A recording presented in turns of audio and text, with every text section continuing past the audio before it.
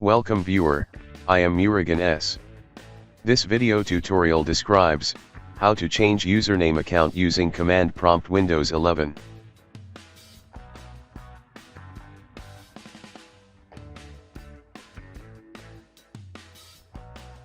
Type CMD in Windows search bar, right-click Run as administrator.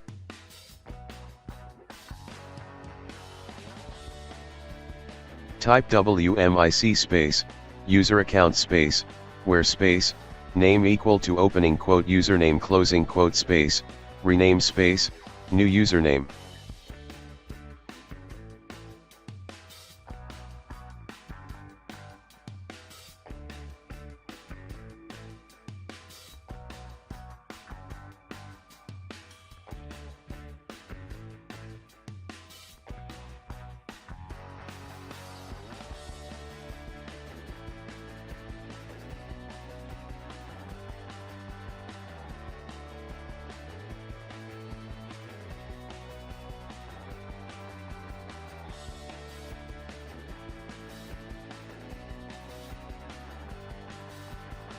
I hope this video tutorial helps to you.